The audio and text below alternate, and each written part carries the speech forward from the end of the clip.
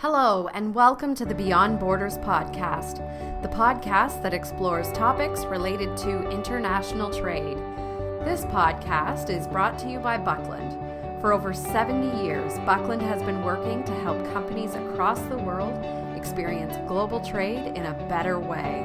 As a customer-focused company, we provide you with a single source of unmatched customs brokerage, trade managed solutions, freight forwarding, trade technologies, and warehousing and distribution services. I'm your host, Jenny Kaus, Marketing and Communications Specialist at Buckland, and today I am speaking with our very special guest, Sarah Mcmillan. Sarah is the Customs Professional Education Coordinator at Buckland and holds her Certified Customs Specialist designation in Canada. Sarah trains our new operations employees and ensures that our team has the up-to-date information that they need to provide our customers with the best service. This is Sarah's second time on the Beyond Borders podcast. She was previously a guest on our episode regarding the harmonized system that some of you may have remembered. Welcome back to the podcast, Sarah. Thank you for having me once again. It's my pleasure. Sarah's joining me on the podcast today to talk about common trade terms and acronyms, as our industry is certainly full of very specific terminology. Sarah routinely does this with our new staff and is a great person to explain these terms to us today. And I know when I started at Buckland about 3 years ago, I was definitely floored by all of the new terminology and some terms I'd heard before that maybe had different meaning within within the trade industry. So thank you for joining us today, as I know that you spend a lot of time helping our new employees learn all of this new information. So thank you for sharing that with us today. Not a problem. It is definitely an industry that relies heavily on a bunch of terms that may overlap in some areas and may not. So for starters, let's look at the term customs brokers. Yeah, that's a great place to start. So customs brokers, they're licensed to carry out customs-related tasks on behalf of our clients. So that can be a broad scope of tasks, but we have to hold a license to be able to do that interaction with Canada Customs. And then there's the importers. They're the company that is paying for the goods when they're entering into whatever country they may be going to. Okay. It's good to note that they don't necessarily have to be companies within that country. Okay. They can be located in a different country and still act as the importer on the shipment. Is that the non-resident importers? It is. Great. Yeah. Okay. Then we have the consignee. So that is the company or location where the goods are ultimately delivered to, which may or may not be the same as the importer. Okay. The exporter is the company that the goods move from to start their journey into Canada. Okay. And then we have the vendor, which is the company that the goods are purchased from by the importer. And they may or may not also be the exporter. Depends on how they're set up, whether they use warehousing instead. Great. And that gives us an excellent overview of all of the parties that can be involved in one of these transactions. You really think of it as just A to B, but there can be so many people involved. It's not just, say Jenny sending something to Sarah. There can be a lot of parties involved when it comes to international trade. In terms of I'll call it regulatory bodies or government involvement, can you describe some of the different customs related organizations that would be involved? Sure. Let's start with CBP. That's the Customs and Border Protection Agency. They're the U.S. equivalent of CBSA. And CBSA is the Canadian Border Services Agency here in Canada. They're a federal agency that's responsible for border enforcement, immigration, and customs services. In Canada, we also have the Canadian Society of Customs Brokers, and they're our professional society, which Buckland is a member of. In the U.S., they have the counterpart, which is NCBFAA, or the National Custom Brokers and Forwarders Association of America. Then there's also CRA, which is the Canadian Revenue Agency, and they're also a federal agency. They collect all the taxes and administrative fees for the Canadian government. And their U.S. counterpart is the IRS, or Internal Revenue Service, and they're a federal U.S. agency that does the same, collects all the taxes and the money that's associated with international trade. Great. As things were going on with the renegotiations of NAFTA, I was hearing about a lot of the different organizations kind of represented at the table at that point. And one of them was GAC when it comes to Canada's side. Can you tell me what that stands for?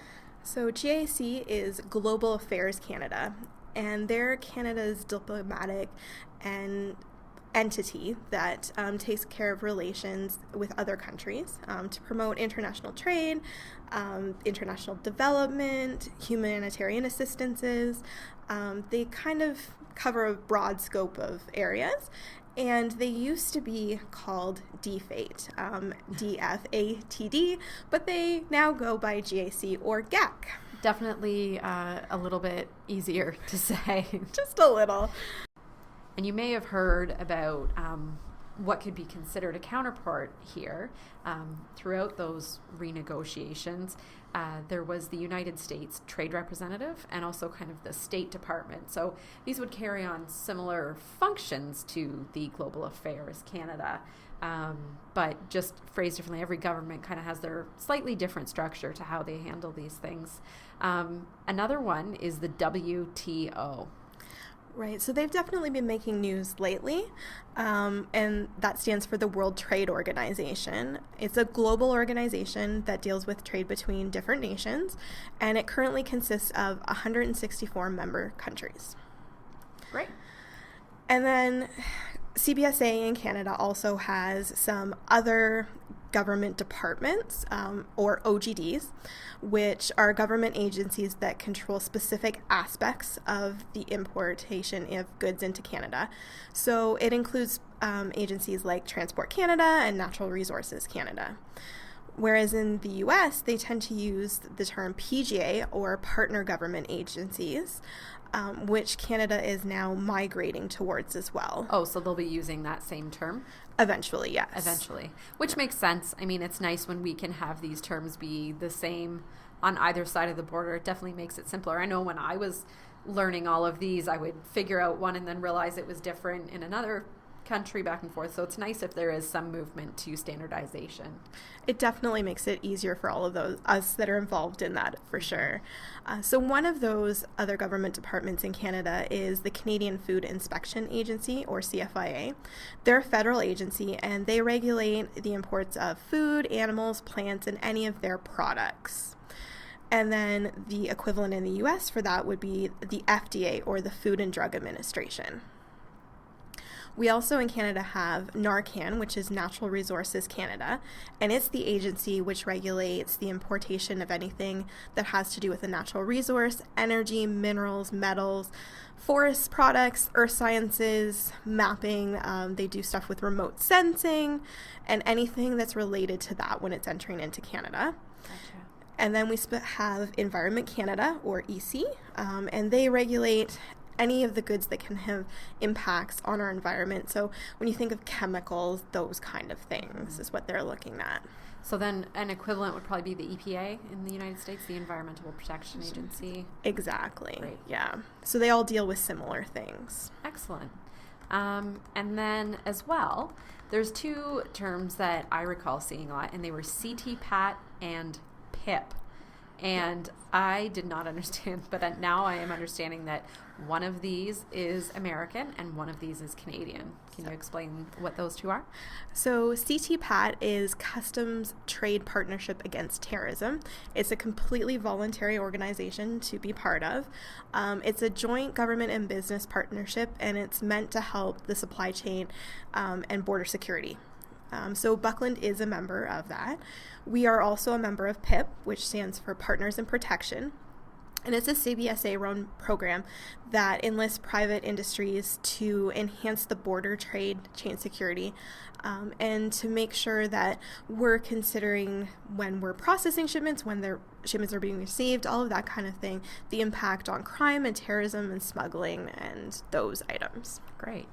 On a previous podcast, when we were talking about freight, there was a couple of terms that were tossed around that I think are very relevant for this conversation as well, because we hear those a lot. And they are LCL, LTL, and FCL, FTL. So there's 4, but they kind of go together. Can you explain those as well? Sure. So the LCL and the LTL mean less than container or less than truckload. So it's when more than one importer of record has goods that are in a container or a truck. Gotcha. Whereas the FCL and the FTL, it means that it's full of one importer's goods, whether it's a container or a truck.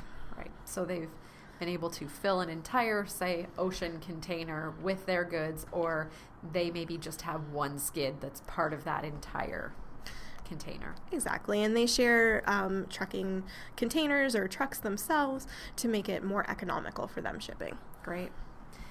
The other two that kind of go together are LVS and HVS. So LVS in Canada for customs coding is an F-type entry. Okay. It's a low-value shipment, and they're goods that are coming into Canada with couriers. Okay. So when we're talking about couriers, we're talking UPS, DHL, things like that. And the goods are valued under $2,500 Canadian, and they're considered low risk. So at that point in time, there's nothing in them that's going to be a risk to Canadian businesses, that kind of thing. So they can release without a formal declaration at time of entrance. Okay. Whereas the HVS for customs coding, which is an AB entry, is a high-value shipment. So it can still come in with a courier, or it can come in air, ocean, truck, pipeline, rail car, any of those options. And it's over the $2,500 Canadian. Okay. And they're higher risk goods. Oh, okay. So that's when you don't want items flooding the market coming into Canada, or you have chemicals that do need to be inspected by one of those other government agencies. Gotcha. Okay, we mentioned a little bit earlier, we were talking about the parties involved when the renegotiations of Nafta were happening. And, when we're talking about free trade agreements, there are a lot of these different terms. So FTA, which I'll just kind of say that that's an easy one that I can handle, and it's FTA stands for Free Trade Agreements, and it's any agreement between 2 or more countries which reduces trade barriers and increases the trade of goods and services with each other. We're going to talk about a couple here. The 2 main ones that we'll be talking about are Nafta and USMCA. We've all been hearing a ton about these 2. And then another example that's been in the news as well is CETA. Would you be able to explain those? Sure. CETA is the Canada-European Union Comprehensive Economic and Trade Agreement. Okay. It's something that came partially into force anyways, last fall, and they're still working on that coming fully into force with all goods. But what that allows is for goods coming from Europe into Canada without tariff barriers. So they are free to import in the fact that there's no additional duties and taxes on them. Gotcha. NAFTA, of course, is the one that we've been all talking about the last year. So North American Free Trade Agreement. It helps to facilitate free trade between Canada, Mexico, and the U.S. at the moment. And it is requires legal documentation when we handle that type of agreement. And it's can happen with any of those goods that are coming from those countries. Whereas when we are looking at the new agreement that's going to be coming in, the USMCA, or United States-Mexico-Canada agreement, it's still in the process of being ratified at this point. It's taken the existing NAFTA, made changes to it, and adapted to make it more beneficial for all countries, updated that. And as that starts to be ratified and comes into final legal documentation, Buckland will be able to provide further information on that. Great. Yeah, that's one that we're definitely following very closely. And if you want to make sure that you have the latest information about that, we do send out a newsletter to our customers every Wednesday, and anybody is welcome to sign up for our newsletter, whether you're a customer or not. Just visit our website, and at the bottom of any of the pages on our website, there's a spot to sign up for our newsletter, and We send out all of our latest information, including whatever the latest podcast is. We release a new podcast every other week. And as well, we summarize all of the news that's happened in that past week in regards to trade. And that's where we're going to make sure that you have the most up-to-date information. So do check that out. So we were talking about trade agreements, and now I'm wondering about talking about, there's three terms I'm wondering about: e-manifest, ACE, and ACI. I don't understand these. Can you help me with this? For sure. It's a newer process in the grand scheme of things with CBSA. They've brought it in stages, so there still is additional work that will surround this product. But e-manifest is an electronic manifest which is presented to CBSA either by the carrier or a representative before our entries are submitted.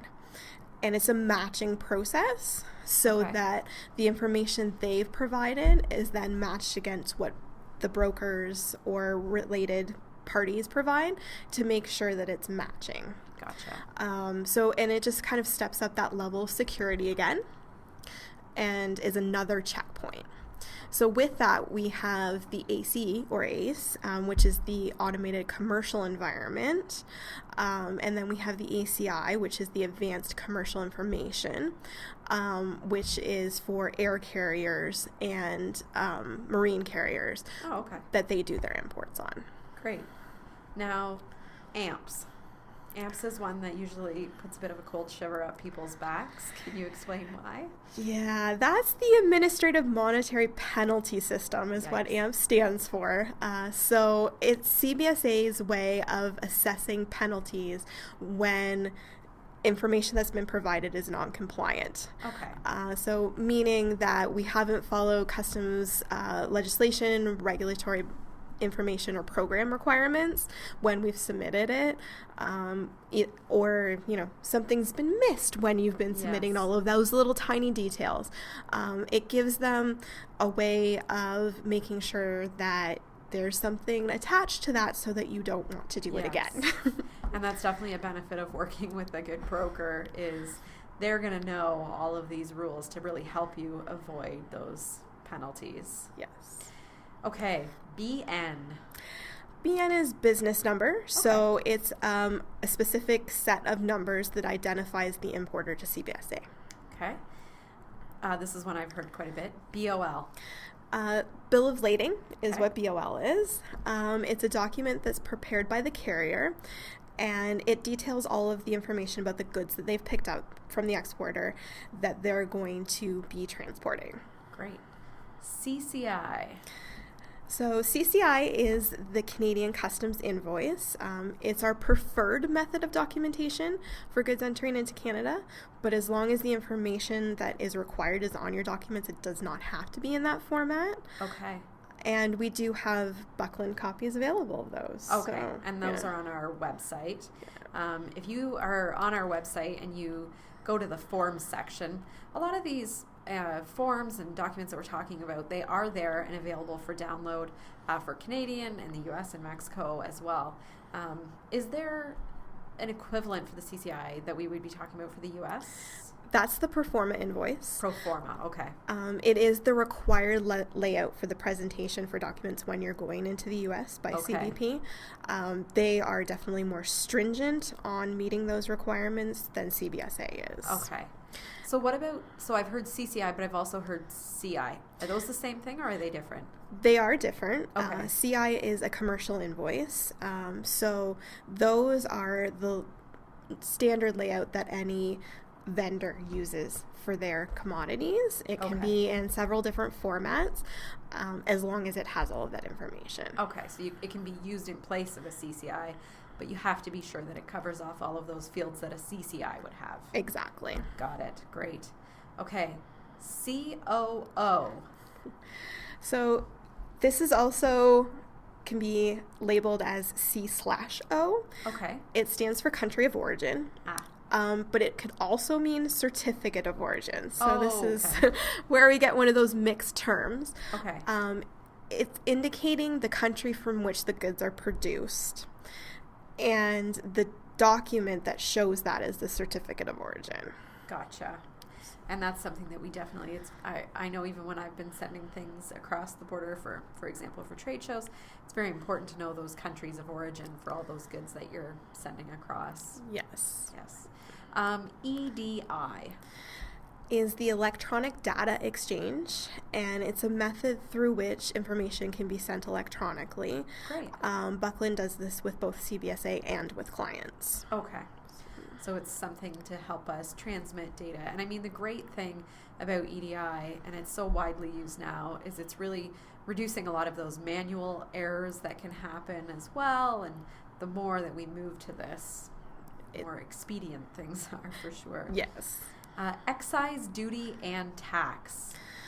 So excise duty is levied against goods that are considered to be luxury items. Okay. So when we think of those, there's things that definitely this is levied against that we no longer think of as luxuries, like air conditioning. Oh, okay. If a vehicle is imported and it has air conditioning on it, it has an extra tax levied against it that you have to pay for your air conditioning. Okay, fair enough. SEMA. So SEMA is definitely one we've been hearing a lot about lately as well. It's Special Import Measures Act, and it's the act that helps protect Canadian industries against material injuries caused by dumping and subsidizing of goods to make them at a lower value. Right. So that... I know what we were talking about earlier about making sure you're protecting your economy from foreign goods. Exactly. Throwing things off. Okay, so another one I hear, and I sit within the sales department, and I hear people talking about a GAA, and I know that that's part of kind of getting things going when you start with a customs broker. What does that stand for?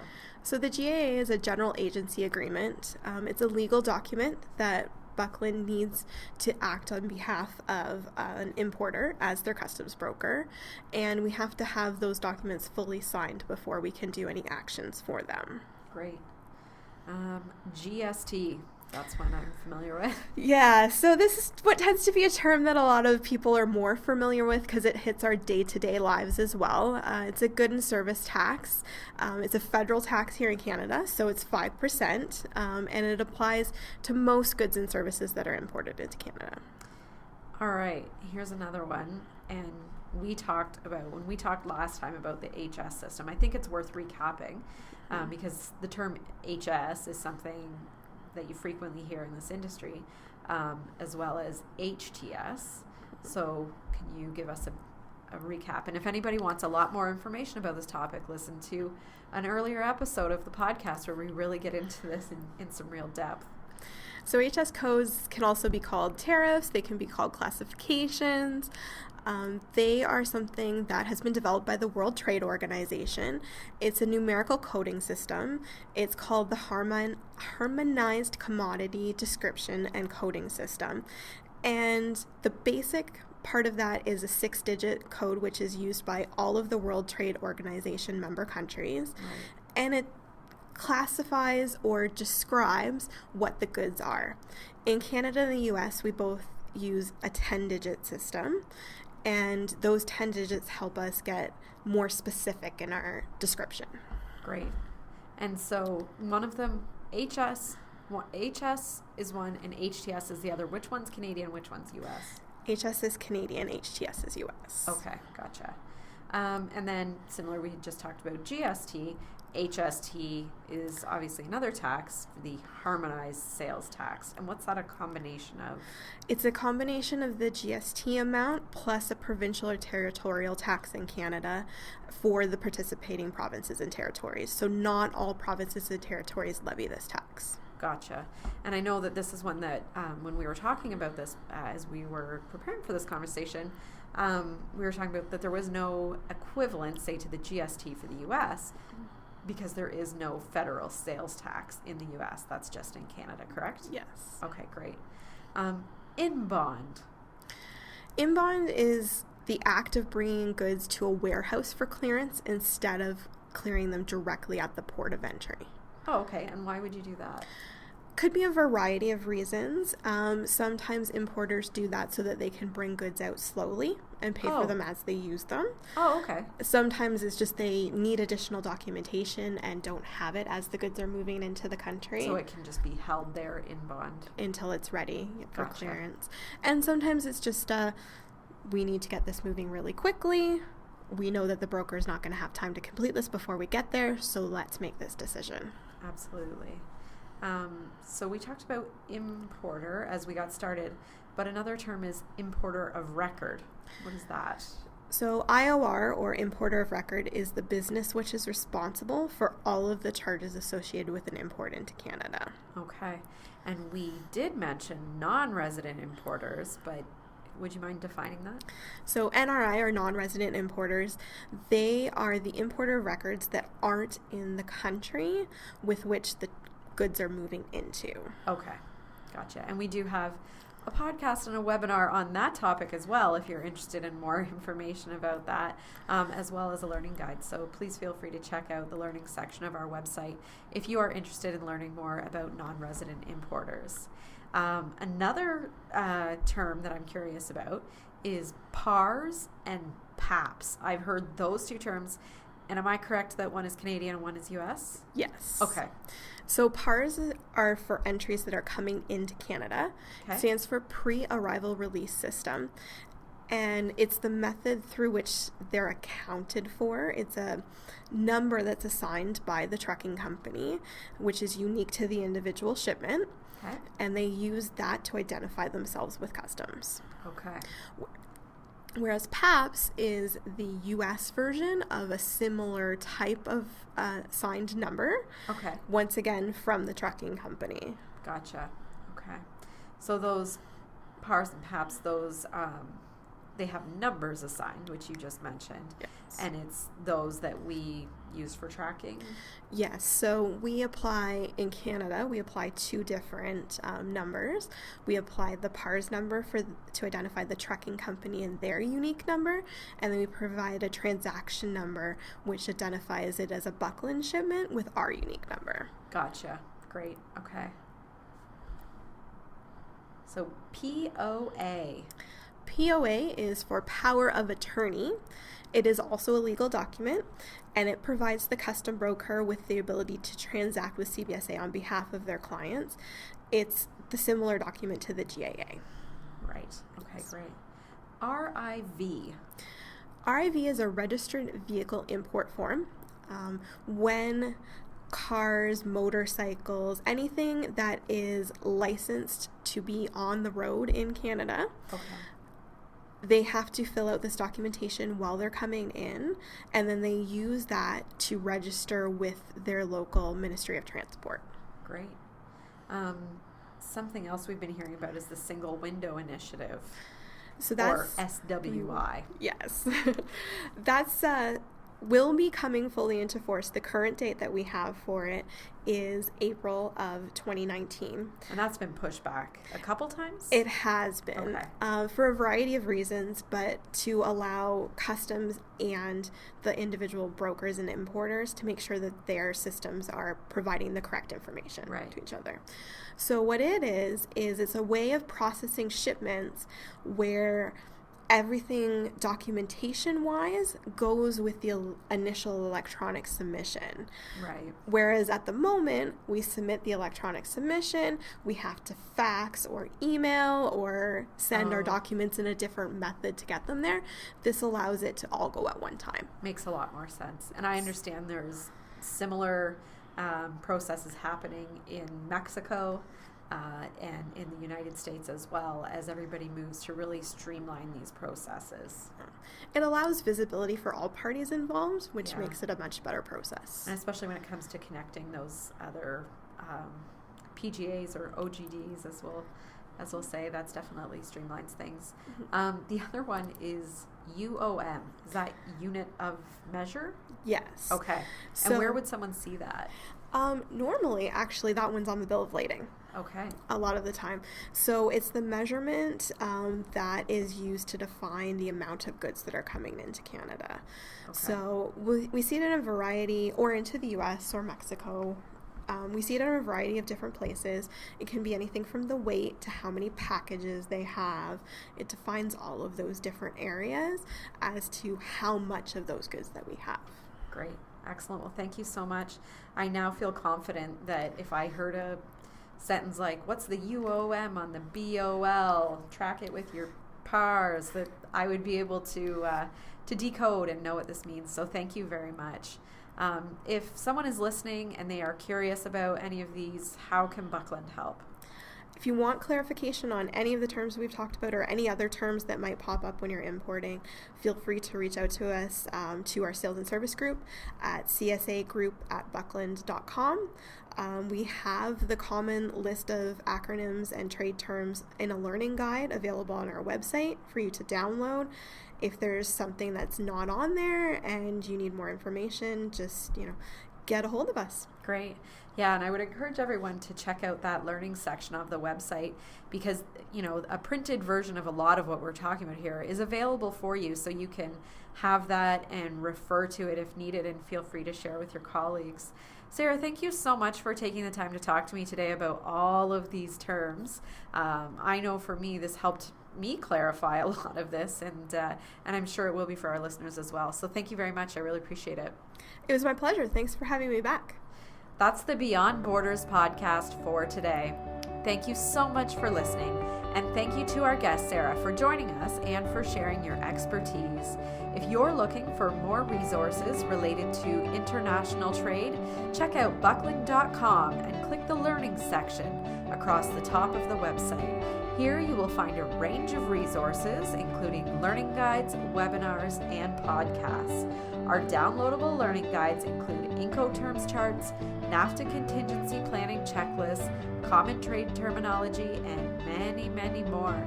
We also host live monthly webinars that we invite you to sign up for online to secure your spot for an informative presentation followed by a live Q&A session. The best way to keep up to date on all of these resources is through our weekly newsletter. We send out a weekly newsletter every single Wednesday containing our latest resources as well as a roundup of the latest trade news delivered straight to your inbox. If you have any questions, please feel free to reach out to us through our website's Contact Us page, through Twitter, where our handle is @BucklandTweets, or on LinkedIn. Thank you for listening to the Beyond Borders podcast, and be sure to tune in again and subscribe for more great conversations about importing, exporting, and everything else in the world of logistics and international trade.